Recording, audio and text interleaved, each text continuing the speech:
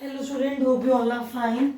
इससे पहले वाली वीडियो में हम लोगों ने बात की थी कि जो ऑर्बिटल स्पीड है उसका एक्सप्रेशन क्या होता है। ऑर्बिटल स्पीड होती है v is equal to under root G M by R. इसके अलावा हम लोगों ने कुछ और एक्सप्रेशन किया। एक और जो इम्पोर्टेंट एक्सप्रेशन है हमारी ऑर्बिटल स्पीड का, उसके बारे में भी बात की थी, जो कि था v is equal to R under root of G by में आर प्लस एच। इसके अलावा मैंने आप लोगों को ये भी बताया था कि r क्या है, r प्लस एच है। Small r is nothing but r plus H. ये बात भी मैंने आप लोगों को पिछली वीडियो में बताई थी। तो आप कह सकते हैं कि जो मेरा एक और एक्सप्रेशन है ऑर्बिटल स्पीड का, वो है r under root G by R अब यहाँ पर g क्या है, कैपिटल R क्या है, स्मॉल r क्या है, h क्या है, v क्या है, ये सब हम लोगों ने इन सब पैरामीटर्स की एक एक पैरामीटर की बात हम लोगों ने इससे पहले वाली वीडियो में की थी। ठीक है ना, की थी। अब कुछ थोड़ी सी बात करते हैं ऑर्बिटल स्पीड के बारे में। ऑर्बिटल स्पीड जो ऑर्बिटल स्पीड है वो कभी भी मास ऑफ सैटेलाइट पर डिपेंड नहीं करती। तो ये क्या है बच्चों, ये वो दो parameters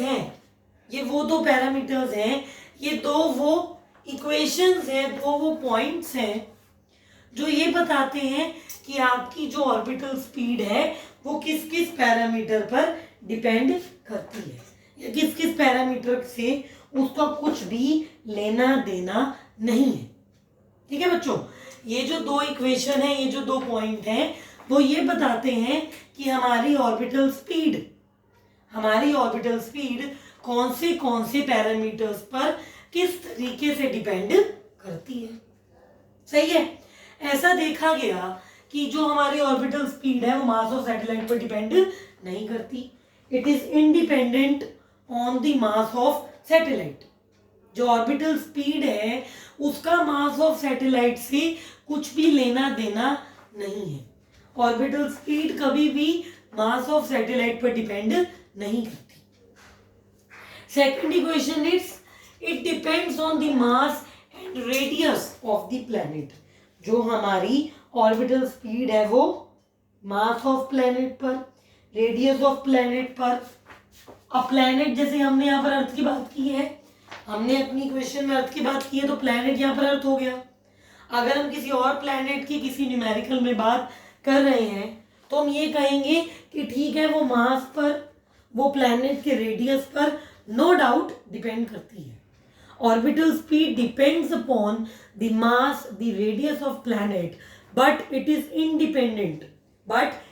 independent of the mass of satellite. जो ऑर्बिटल स्पीड है वो मास ऑफ सैटेलाइट पर डिपेंड नहीं करती। सही है, दो पैरामीटर्स हो गए। आगे चलें। Next is time period of satellite. Time period of satellite क्या होता है?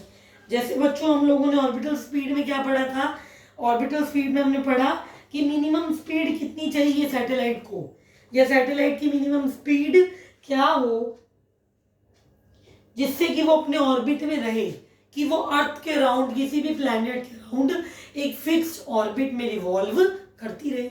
यही पढ़ा था ऑर्बिटल स्पीड में कि the minimum speed required by the satellite और to put the satellite in a fixed orbit around the अर्थ।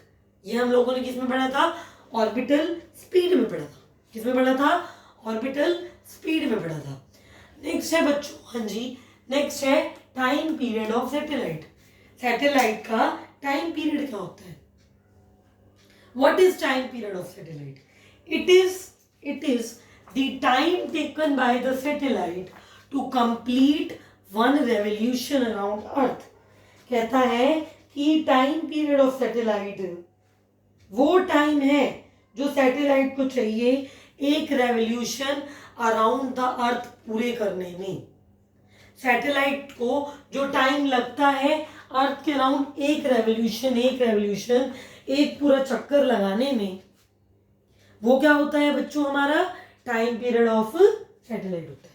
ठीक है, टाइम पीरियड ऑफ सैटेलाइट क्या है कि सैटेलाइट को एक रेवोल्यूशन, एक पूरा चक्कर कंप्लीट करने में कितना टाइम पीरियड लगता है, वो होता है हमारा time period of satellite.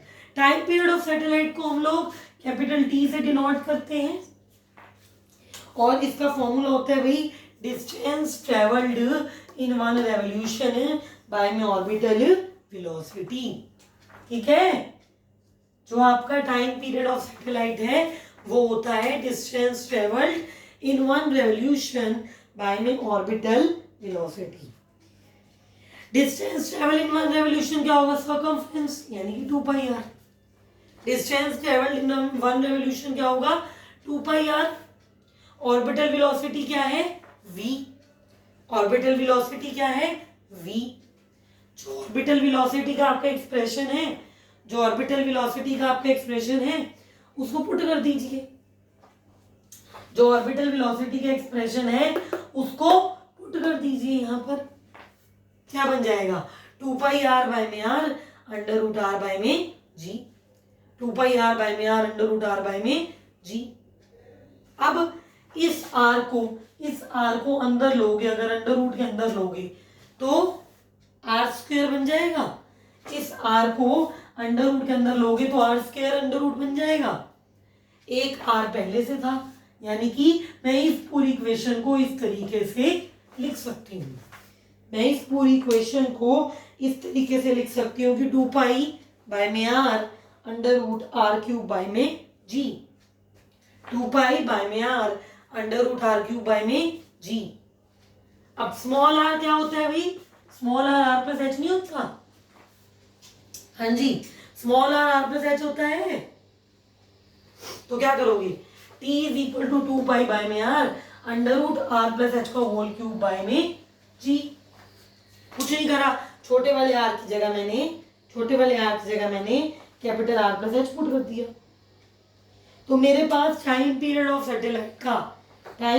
Satellite का बच्चों क्या फॉर्मूला बन गया, T is equal to 2 pi by R under root R plus H की पावर 3 बाय में जी। ये क्या है, मेरा टाइम पीरियड ऑफ सैटेलाइट है। क्या है ये, मेरा टाइम पीरियड ऑफ सैटेलाइट। या एक सैटेलाइट को कितना टाइम लगता है एक रेवोल्यूशन पूरा करने में, वो इस इक्वेशन से दिया जाता है। ठीक है, तो 2 चीजें समझ आ गई सबको। टाइम पीरियड ऑफ सैटेलाइट के बारे में हमने बात की। इसके अलावा हम लोगों ने जो पिछली वीडियो में बात की थी ऑर्बिटल स्पीड के बारे में, उसके बारे में मैंने आपको थोड़ा और बता दिया। आगे चलते हैं। नेक्स्ट है हमारा हाइट ऑफ सैटेलाइट। इसका ही जो हमने 2 पैरामीटर्स जो हैं वो स्टडी किए हैं सैटेलाइट के बारे में। एक था ऑर्बिटल स्पीड, एक था टाइम पीरियड, और थर्ड है हमारा height of satellite. Third parameter है हमारा हाइट ऑफ सैटेलाइट। हमने अभी वैल्यू निकाली थी टाइम पीरियड ऑफ सैटेलाइट की, कि टाइम पीरियड ऑफ सैटेलाइट होता है 2 पाई बाय में R under root R plus H की पावर 3 बाय में जी। अभी हम लोगों ने ये जो एक्सप्रेशन है वो टाइम पीरियड ऑफ सैटेलाइट के लिए निकाला था या नहीं निकाला था ना। टाइम पीरियड ऑफ सैटेलाइट के लिए भी हम लोगों ने ये एक्सप्रेशन निकाला था कि टाइम पीरियड ऑफ सैटेलाइट क्या होता है, 2 पाई बाय में R under root R plus H की पावर 3 बाय में जी होता है। अब क्या करो, इस इक्वेशन की दोनों साइड स्क्वायर करो। ऑन स्क्वेयरिंग बोथ साइड और on squaring this equation we obtain. अगर आप इस इक्वेशन को या इस इक्वेशन को स्क्वायर करोगे तो आपको क्या मिलेगा, ये बन जाएगा T square 4 pi square by में R square R plus H की पावर 3 बाय में जी। टी स्क्वायर का एक्सप्रेशन क्या बन जाएगा, 4 pi square R plus H की पावर 3 बाय में आर स्क्वायर जी। सही है। अब इस एक्सप्रेशन में से आर प्लस एच की पावर 3 का जो आपका एक्सप्रेशन बनता है, इक्वेशन बनती है, वो निकाल लो। आपके पास जो इस एक्सप्रेशन में से आर प्लस एच की पावर 3 की जो इक्वेशन बनती है या आर प्लस एच की पावर 3 का जो एक्सप्रेशन बनता है वो निकाल लो। क्या बनेगा, आर प्लस एच की power 3 is equal to T square R square G by में 4 pi square. R plus H की पावर 3 का क्या एक्सप्रेशन बनेगा? T square R square G by में 4 पाई स्क्वेयर। और अगर आर प्लस एच की पावर 3 का ये एक्सप्रेशन है, अगर आर प्लस एच के क्यूब का ये एक्सप्रेशन है, तो क्या बच्चों आर प्लस एच का ये एक्सप्रेशन नहीं होगा? इधर पावर आ गई 1/3। आर प्लस एच की पावर 3 का एक्सप्रेशन था हमारा R square G T square, R square G T square by में 4 पाई स्क्वेयर। तो हमारा आर प्लस एच का क्या एक्सप्रेशन बन गया? क्या बना? T square R square G by में 4 पाई स्क्वेयर की पावर 1/3 की पावर 1/3। देयरफॉर मुझे एच का एक्सप्रेशन चाहिए, मुझे हाइट ऑफ सैटेलाइट का एक्सप्रेशन चाहिए, तो वो क्या बनेगा? H is equal to R square T square G by में 4 पाई स्क्वेयर की power 1/3 minus R. H is equal to R square G T square by में 4 पाई स्क्वेयर की पावर 1/3 माइनस आर। सही है? तो ये हमारा किसका एक्सप्रेशन है भाई? ये हमारा एक्सप्रेशन है हाइट ऑफ सैटेलाइट का। ये हमारा एक्सप्रेशन है हाइट ऑफ सैटेलाइट का। बात करते हैं एक दो न्यूमेरिकल्स की। ठीक है, चले आगे। नेक्स्ट इज एक न्यूमेरिकल करते हैं। न्यूमेरिकल क्या है पहले देख लीजिए। कहता है assuming earth to be a sphere of radius 6400 kilometre and density 5.5 into 10 की power 3 kg per metre cube. Density है आपकी 5.5 इंटू 10 की power 3 kg per metre cube. Find the value of G. G का मतलब क्या है? छोटे वाला जी निकालना है, यानी कि एक्सेलरेशन ड्यू टू ग्रेविटी की वैल्यू आपको निकालनी है। क्वेश्चन देखते हैं क्वेश्चन में दे क्या क्या रखा है। क्वेश्चन में दिया हुआ है रेडियस 6400 किलोमीटर, इसको मीटर में कर लो 6400 इंटू 10 की पावर 3 मीटर। 6400 इंटू 10 की पावर 3 मीटर, ये रेडियस आपको क्वेश्चन में दिया हुआ है। क्वेश्चन में डेंसिटी दी हुई है 5.5 इंटू 10 की power 3 kg per metre cube. ये डेंसिटी दी हुई है हमें 5.5 इंटू 10 की power 3 kg per metre cube. Question में उसमें ये भी दिया हुआ है कि जी की वैल्यू ये ले लीजिए 6.66 इंटू 10 की power -11 newton metre square kg inverse square. तो आपको क्वेश्चन में क्या क्या दिया हुआ है? रेडियस दिया हुआ है, डेंसिटी दी हुई है, जी यानी कि ग्रेविटेशनल कांस्टेंट की वैल्यू भी दी हुई है। निकालना क्या है भाई? उसने कहा कि एक्सेलरेशन ड्यू टू ग्रेविटी निकालो। क्या रिलेशन होता है भाई एक्सेलरेशन ड्यू टू ग्रेविटी और ग्रेविटेशनल कांस्टेंट में? ये रिलेशन होता है, जो रिलेशन होता है एक्सेलरेशन ड्यू टू ग्रेविटी और ग्रेविटेशनल कांस्टेंट में, वो होता है G is equal to G M by में आर स्क्वायर। जो रिलेशन है एक्सेलरेशन ड्यू टू ग्रेविटी और ग्रेविटेशनल कांस्टेंट में, वो होता है G is equal to G M by में आर स्क्वायर। अब डेंसिटी क्या होती है? मास बाय में वॉल्यूम। डेंसिटी क्या होती है? मास बाय में वॉल्यूम। तो मास को लिख सकते हो डेंसिटी इंटू वॉल्यूम। फिर से देख लो, डेंसिटी क्या होती है? Mass by volume. तो यहां से मास को लिख सकते हो क्या? Density into volume. ये डेंसिटी है रो, कंफ्यूज मत होना। डेंसिटी होती है मास बाय वॉल्यूम, तो मास क्या होगा? Density into volume. अब मैंने इस m की जगह लिख दिया रो इंटू वी, यानी कि डेंसिटी इंटू वॉल्यूम। मैंने m की जगह लिख दिया रो इंटू वी, यानी कि डेंसिटी इंटू वॉल्यूम। अब g कितना है भाई? g कितना है? 6.66 इंटू 10 की पावर -11। g कितना है? ग्रेविटेशनल कांस्टेंट कितना लेना है? 6.66 इंटू 10 की पावर -11 लेना है। डेंसिटी कितनी लेनी है? डेंसिटी कितनी लेनी है? 5.5 इंटू 10 की पावर 3 लेनी है। डेंसिटी कितनी लेनी है? 5.5 इंटू 10 की पावर 3 लेनी है। वॉल्यूम कितनी है? 4/3 पाई आर क्यूब। सफेयर लिए, सफेयर की वॉल्यूम क्या होती है? 4/3 पाई आर क्यूब होती है।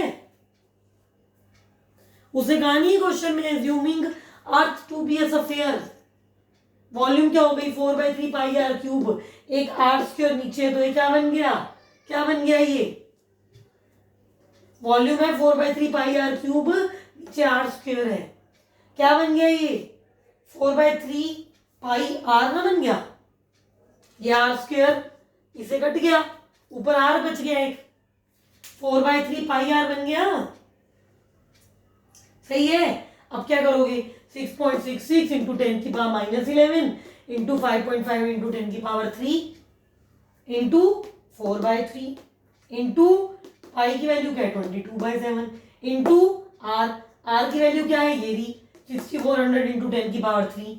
इसको सॉल्व करोगे तो अप्रोक्सीमेट जो आंसर आएगा वो आएगा 9.82 मीटर पर सेकंड स्क्वायर, और ये आपकी वैल्यू आ गई एक्सेलरेशन ड्यू टू ग्रेविटी या जी की, जो उसने हमें क्वेश्चन में निकालने के लिए बोला था। ये वैल्यू आ गई जी यानी कि एक्सेलरेशन ड्यू टू ग्रेविटी की, जो उसने हमें क्वेश्चन में निकालने के लिए बोली भी थी। सही आया समझ भाई? जो जो वीडियो के साथ रेगुलर रहेंगे, जो पढ़ेंगे उन सबको आएगा, मुझे पता है अच्छे बच्चे हैं, पढ़ने वाले बच्चे हैं, सबको आएगा। So with this be regular with videos, don't waste your time, study hard. Thank you. Next topic हम लोग नेक्स्ट वीडियो में कंसीडर करेंगे।